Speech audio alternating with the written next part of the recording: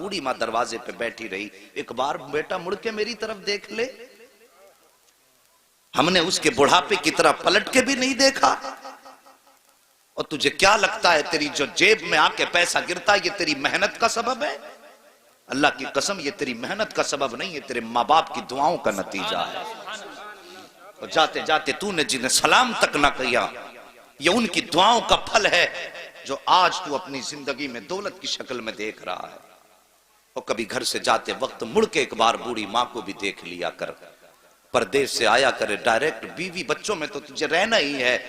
वो माँ जो रात और दिन ये नहीं सोच के नहीं सोती, पता नहीं बेटा किस हाल में होगा।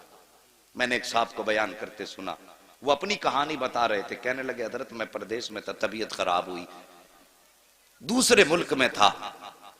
जब मैं वापस आया मेरी माँ ने मुझसे कहा बेटे इतने महीने पहले बता तेरी तबीयत खराब हुई थी। गौर करो, माँ ने कहा बेटे इतने महीने पहले तेरी तबीयत खराब हुई थी। बेटा कहने लगा हाँ माँ तुझे कैसे पता? कहने लगे बेटे मेरा दिल नहीं लग रहा था, मुझे ऐसा लगा जैसे मेरा बेटा परेशानी में है। यार अल्लाह ने माँ के दिल को तुझसे इतना करीब किया कि तू 7 समंदर पार, तेरे पेट में दर्द हो तो माँ का दिल बेचैन हो जाता है। फिर तुझे एक बार भी उस माँ की याद नहीं आती? तू परदेश जाए तो उस माँ की जबान नहीं सूखती तेरे हक में दुआ करते करते। बीवी बच्चे तो ये सोच के सो जाते हैं अब 8 दिन बाद आएगा तो इतना पैसा लाएगा, लेकिन माँ जब लेटती है कहती है अल्लाह मेरी खैर है, मेरे बेटे को सलामत रखना। आज हम उन माओं से दुआएं नहीं लेते। अल्लाह अकबर, तवज्जो है आपकी? अल्लाह आपको सलामत रखे। मैं अर्ज कर रहा था हजरत मखदूम माहिमी बिस्तर पे लेट गए, मुंह पे यूं चादर डाली और लेटे। अल्लाह अकबर, मां ने आंचल उठाया, मेरे मालिक मेरे बेटे के तालीम के गैब से असबाब मुहैया फरमा दे। मां का इतना कहना हुआ। अगला दिन जब आया हजरत खिज़र अलैहिस्सलाम को, वो वक्त जब आया ना जिसमें जाते थे हजरत मखदूम पाक, तो वो वक्त याद आया। कहने लगे चल यार आज खिज़र तो नहीं आएगा, उस जगह को चल के देख लें जिस जगह पे वो आने वाला बैठ के पढ़ाया करता था। ये इश्क था तालीम से मखदूम माहिमी का। अल्लाह अकबर, ये इश्क था उनका। कहते चल उस जगह को देख ले। ये सोचा, दिल में ख्याल आया चल निकलते हैं। जब घर से निकले, जब पहुंचे उस जगह पे तो हर दिन का मामला ये था, आप पहले जाते थे बाद में खिज़र आते थे, लेकिन आज जब गए हैं ना तो पहले खिज़र आके उस जगह पे खड़े नजर आ रहे हैं। हजरत खिज़र अलैहिस्सलाम को जब देखा गए, अल्लाह अकबर, मखदूम माहिमी दौड़ के गए, कदमों से लिपट जाते हैं। मेरे मोहसिन बता तो सही, तूने तो वादा किया था कि अगर मैं वादा तोड़ूंगा तो वापस नहीं आना है, फिर बता आज किस लिए आए हो?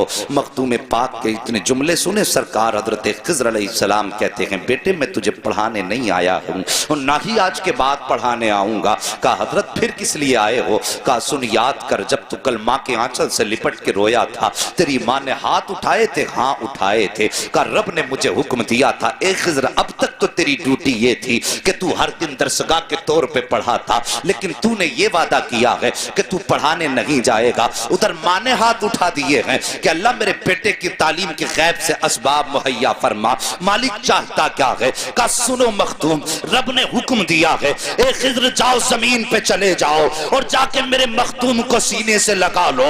जितनी वुसात उसके सीने में है एक बार सीने से लगा करके सारा इल्म मेरे मखदूम माहिमी के सीने में आता फरमा। अल्लाहु अकबर।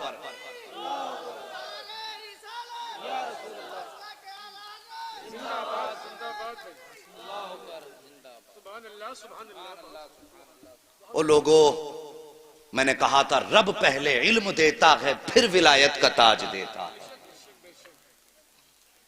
और इल्म विलायत की पहली सीढ़ी।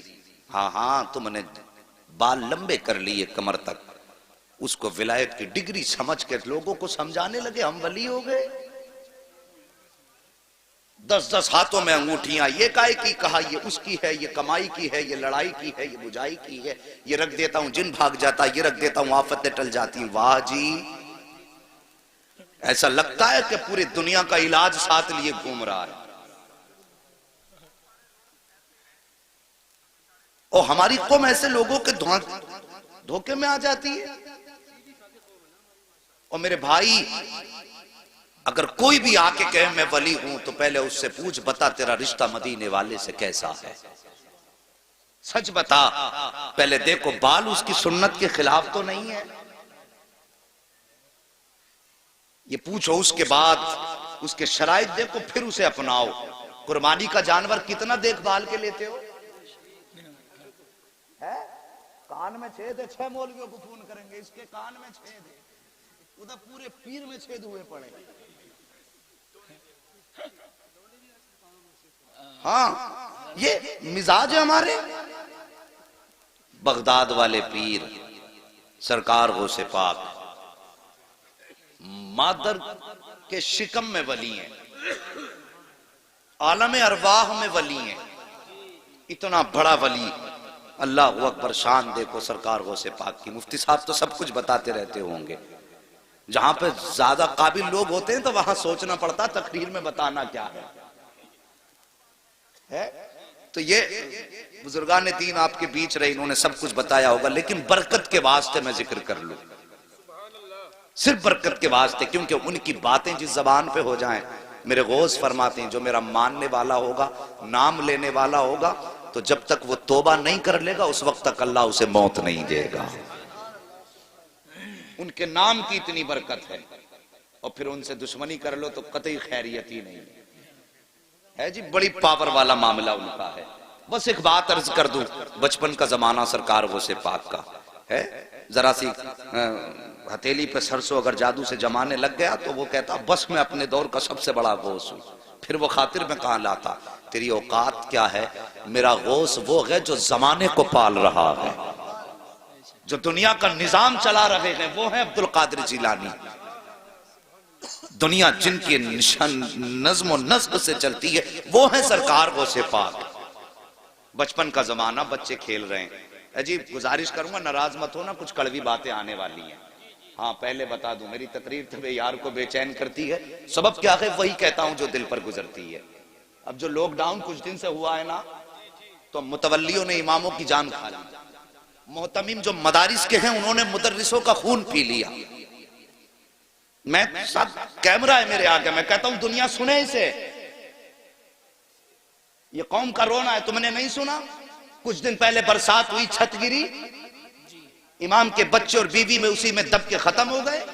ये कौम करोड़ों करोड़ों रुपए मस्जिद में तो लगा देती है, इमाम के हुजरे तक का इंतजाम नहीं कर सकती, और फिर कहते हैं हमने तरक्की की है। क्या खाक तरक्की की है जो तुम्हें 5 टाइम अल्लाह की बारगाह में लेके जाता है, तुम उसकी छत तक नहीं बना सके? एक मुफ्ती साहब मुझसे कहने लगे, हज़रत लॉकडाउन में 5 लाख का चंदा करके दिया मदरसे वालों को, 5 लाख का, और मदरसे वालों ने यह कह के कुछ नहीं दिया कि इस टाइम लॉकडाउन है, तुम्हें कुछ नहीं दिया जा सकता। शर्म नहीं आती? मैं तो सबकी बात करता हूं, चाहे वो ऊपर का मामला हो या नीचे का हो, किसी का हक न मारा करो, किसी का हक न मारा करो। अभी कुछ दिन पहले अखबार में एक तस्वीर और आई, किसी हाफिज ने फांसी लगा के अपनी, वो मर गया। बात ये नहीं उसने अच्छा किया या बुरा किया, बहस इससे नहीं कि वो गलत किया या सही, बहस ये है कि यार कौम ने एक इमाम को कितना मजबूर कर दिया कि वो बच्चों के चेहरों के भूख के असरात ना देख सका।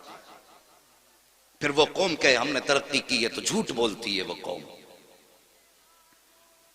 कितनी मजबूरी लगी होगी उस बाप के सामने जिसने बच्चों के होते हुए फांसी पे लटकना गवारा किया। क्या कभी किसी ने उसके दर्द के बारे में सोचा? सोशल मीडिया पे ये फोटो डाला गया तो हमारी कौम के काबिल लोगों ने कहा जी ये गुनाह कर बैठा।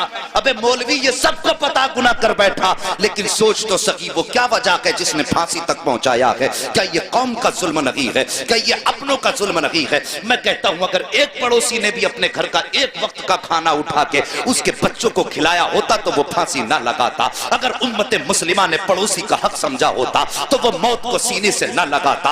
हाँ हाँ उसने गलत किया है, लेकिन उससे ज्यादा गलत तुमने किया है कि तुम पेट भर के सोते रहे और एक कलमा पढ़ने वाला भूखे बच्चों के सामने जिंदा न रह सका। कोई तो मजबूरी रखी होगी। यार तुम कहते हो वो गलत है, लेकिन मैं कहता हूँ वो जितना बड़ा गलत है उससे ज्यादा तुम गलत हो। मेरे नबी फरमाते हैं कि जिसका पड़ोसी भूखा सो जाए और वो पेट भर के सो जाए, आका फरमाते हैं वो आजी भी हो सकता है, नमाजी भी हो सकता है, वो सब कुछ हो सकता है, लेकिन मुस्तफा का नहीं हो सकता। ये कड़वा सच है, इसे सुनिए और समझिए। हमने ऐसे हालात बना दिए। अल्लाह अकबर। और लोगों कदर करो और भूखों का ख्याल रखो।